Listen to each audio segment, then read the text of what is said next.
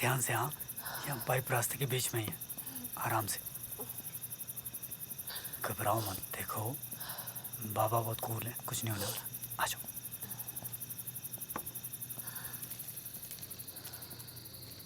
बाबा।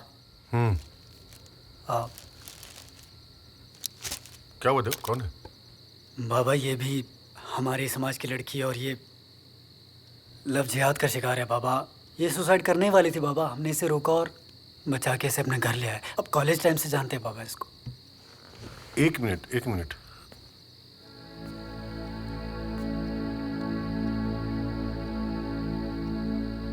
बेटा, कहीं तुम कथावाचक पंडित रामेश्वर मिश्र की बेटी तो नहीं हो? जी, लेकिन अब हम उनकी बेटी कहलाने का हक खो चुके हैं। क्या हुआ? अंकल जी, हमारे कॉलेज में एक लड़का था, बबलू नाम का।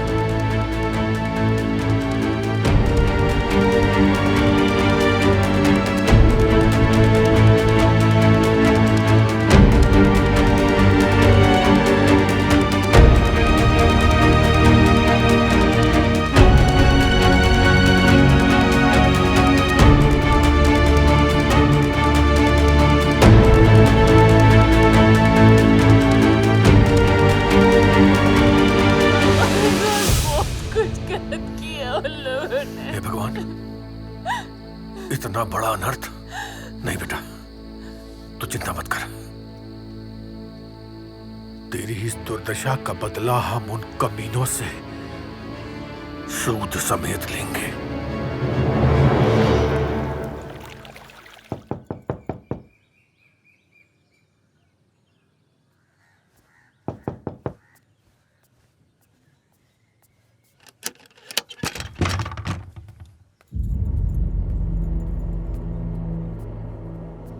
प्रणाम पंडित जी। आओ बेटा।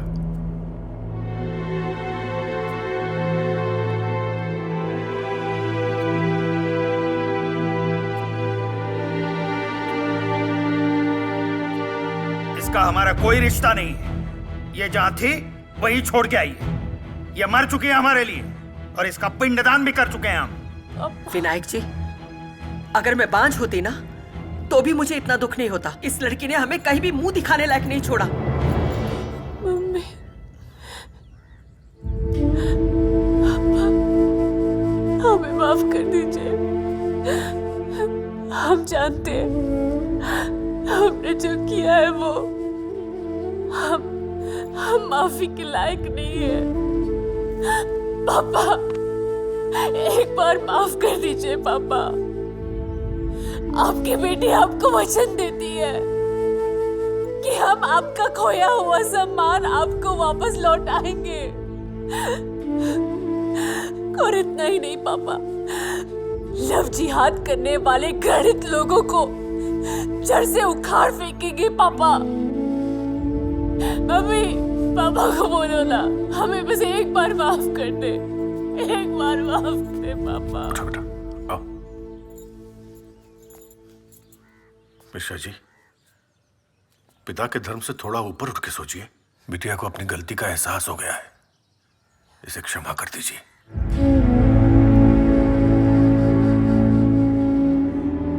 अगर कोई राह भटक कर दूसरे धर्म में चला जाए तो क्या उसे घर वापसी का अधिकार छिन जाता है? नहीं ना। और फिर आप तो खुद ही घर वापसी के पक्षधर रहे हैं। मिश्रा जी, आपसे करबद्ध निवेदन है, बिटिया की कल सुबह ही घर वापसी करवाइए। वो कहते हैं ना, सुबह का भूला शाम को घर लौटाए तो उसे भूला नहीं कहते।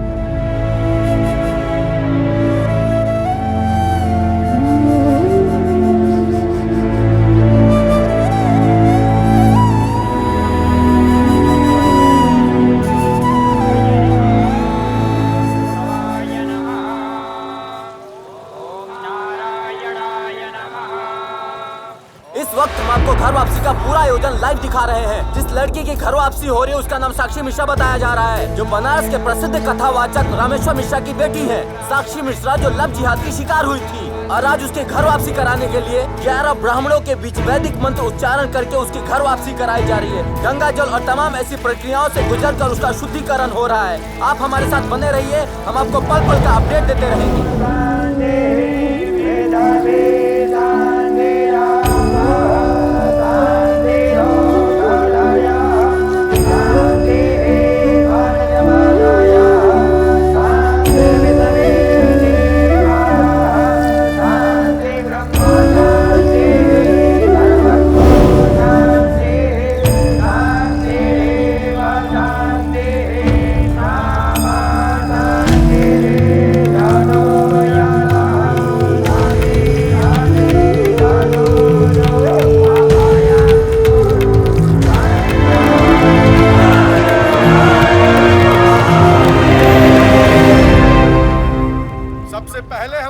मंच पर अपनी बिटिया साक्षी का स्वागत करते हैं और घर वापसी के लिए हृदय की गहराइयों से बधाई देते हैं।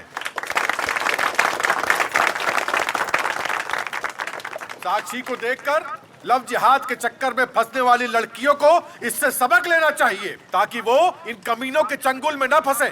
और हमारे समाज को उदार होकर यह सोचना चाहिए कि गलती इंसान से ही होती है। अनेक बार देखा गया है कि धर्मांतरित असहाय युवती अपने धर्म में आने के लिए आतुर रहती है, किंतु हमारा समाज उसे अपनाता नहीं। धर्मशास्त्रियों से लड़ लड़कर ये युवती अपने घर, अपने मूल में वापस आई है। इसका मतलब यह है कि इसकी आत्मा अभी जीवित है। और मैं ये चाहता हूं कि साक्षी मिश्रा हमारे जन जागरण मंच की प्रचारक बने और अपने अनुभव के आधार पर देश की बहन बेटियों को लव जिहाद के प्रति जागरूक करें। तो अब मैं साक्षी मिश्रा को आमंत्रित करता हूं।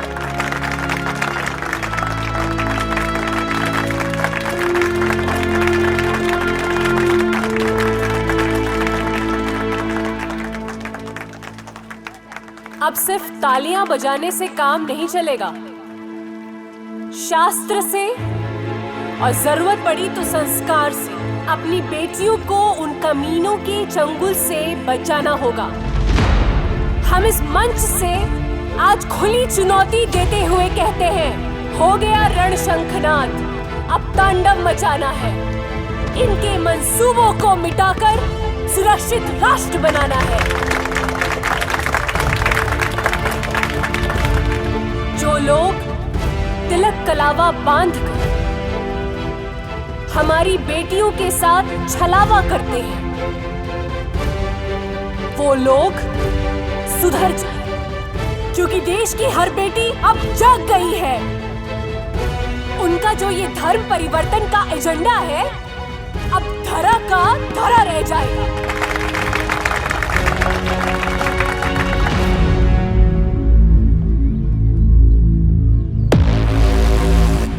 लव जिहाद के चक्कर में न फंसे हमारी हिंदू बेटी।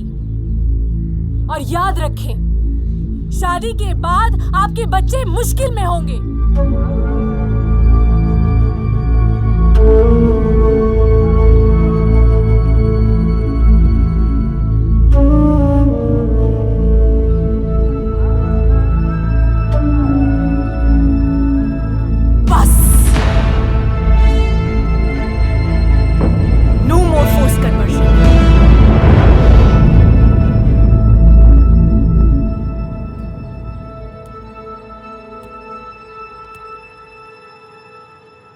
ये देखिए, अगर हुआ मेरे समाज पर घात तो प्रतिघात करूं। बेटी हूं, बेटियों की ही बात करूंगी। ये लड़की चिंगारी ही नहीं, बल्कि उस धधकती आग से पहले की चेतावनी है जो हमारे इस मिशन को नाकामयाब करना चाहती है। मेरी एक बात गौर से सुनो, जितना जल्दी हो सके इस लड़की को रास्ते से हटाना होगा। ये काम आप मुझ पर छोड़ दीजिए गाजी साहब। और वैसे भी उस नवाब जाति से मुझे बहुत सारे हिसाब पूरे करने हैं। मैं उसकी ऐसी हालत करूंगा कि वो मुझसे भाषण तो क्या, सांस भी नहीं ले पाएगी। अल्लाह ताला तुम्हारे मंसूबों को कामयाबी दे। आमीन। सुम्मा आमीन। सुम्मा आमीन। साक्षी जी, एक बात कहें, आपके भाषण का असर हो रहा है वैसे पूरे देश में। क्योंकि लव जिहाद के कई सारे केस अपने आप सॉल्व हो चुके हैं। हमारे साथ जो कुछ भी हुआ वो किसी भी लड़की के साथ ना हो। अगर हम एक भी लड़की को बचा पाए तो यही हमारा सौभाग्य होगा। अब कोई भी साक्षी साबिया ना बनने पाए, बस यही उद्देश्य है मेरा। बिल्कुल सही सोच है आपकी।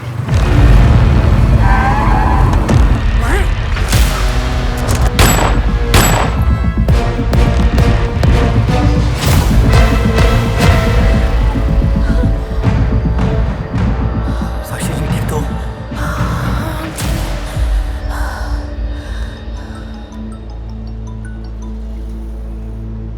हेलो, क्या हुआ? डर गई?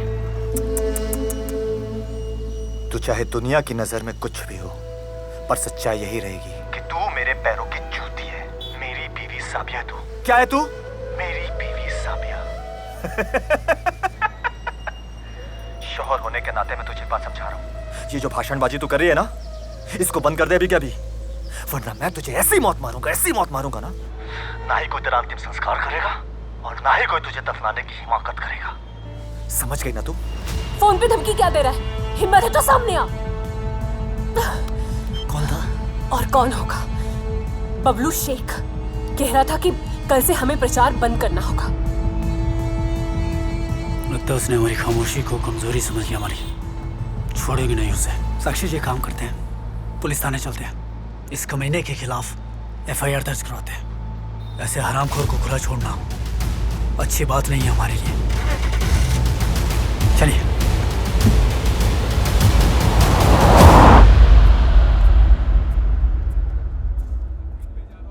अरे प्रचारक साक्षी मिश्रा, बैठिए।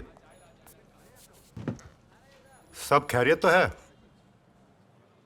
दरोगा साहब बात सुनिए हमारी। देखिए रामनगर के पास कुछ लोगों ने ना मिलके हमारे ऊपर गोलीबारी की, जानलेवा हमला किया है। देखिए हम परेशान हैं, हमारी मदद कीजिए। आप लोगों को किसी पर शक है क्या? शक नहीं, पक्का सबूत है। हमारे ऊपर हमला बबलू शेख ने किया है। बबलू शेख? ये वही है ना जिसके साथ आप अपने घर से भागी थी? दरोगा साहब थोड़े तमीज से बात कीजिए। देखिए भागी नहीं थी, भगाया गया था इनको, वो भी जबरदस्ती धोखे से। चाकू सेब पे गिरे या सेब चाकू पे? कटता तो सेब ही है ना। वैसे बबलू शेख आपसे पहले यहाँ आके शिकायत लिखवा चुका है। मैडम बबलू शेख को बुलवाइए। जी सर।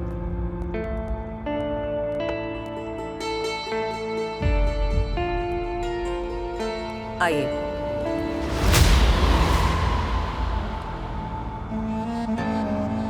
सलाम साहब, आपने बुलाया मुझे? क्या मैटर है भाई आपका इनके साथ?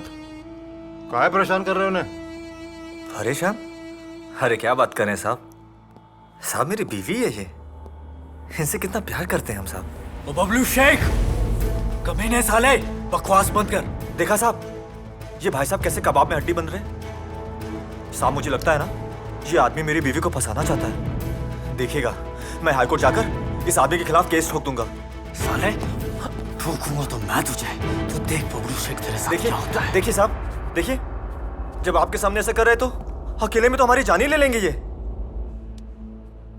मैं अपनी बीवी से बहुत प्यार करता हूँ साहब, मैं उसके बिना नहीं रह पाऊंगा साहब। मुझे मेरी बीवी वापस दिला दो प्लीज साहब। देखो ये कोई प्रसाद नहीं है मैं जो तुम्हें दिलवा दूं। प्यार का मामला है, इसे प्यार से ही खत्म करो यार। लेकिन हाँ, इन्हें परेशान करने के बारे में कभी सोचना भी मत। अभी आप जाओ। चलिए चलिए। देखिए साक्षी जी, कानून की नजर में तो आप इसकी बीवी हैं, लिहाजा उसका पलड़ा भारी है। तो इसलिए मेरी मानिए, सबसे पहले आप डिवोर्स फाइल कीजिए। जब तक डिवोर्स फाइल नहीं होगा तब तक हम उसके अगेंस्ट लीगल एक्शन नहीं ले पाएंगे। मुझे बबलू शेख को डिवोर्स देना है। देखिए इसके लिए हमें कुछ कागजात की जरूरत पड़ेगी और उसको आप लेकर के आइए और उसको हम केस बना करके जल्द से जल्द कोर्ट में फाइल करेंगे। इसके लिए हम एक और काम कर सकते हैं, IPC की धारा 498A के तहत डोमेस्टिक वायलेंस का भी केस बना के फाइल कर सकते हैं। नहीं नहीं, मुझे कोई केस नहीं करना उसके खिलाफ, मुझे सिर्फ उससे डिवोर्स चाहिए।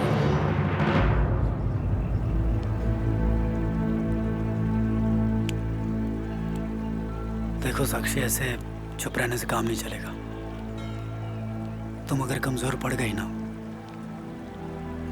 तो ये लड़ाई कभी नहीं जीत पाएंगे हम। हमें फिक्र अपनी नहीं है देव। फिक्र हमें इस बात की है कि कहीं हमारी गलती की वजह से तुम लोगों को कुछ ना हो जाए। एक बार तो अपनों को खो ही चुके हैं, दोबारा रिस्क नहीं उठा सकते हम। साक्षी, जिसके साथ माँ बाप का साथ है ना, और जिसके ऊपर महादेव का हाथ है, कोई बाल भी बाका नहीं कर सकता उसका। तुम उस पर फोकस करो जो कल जरूरी है, जनसभा। हम लोग अगर कमजोर पड़ गए तो इन लोगों का मनोबल बढ़ जाएगा। हम कमजोर नहीं पड़ेंगे देव। अब तो आदत से पड़ चुकी है पंगा लेने की।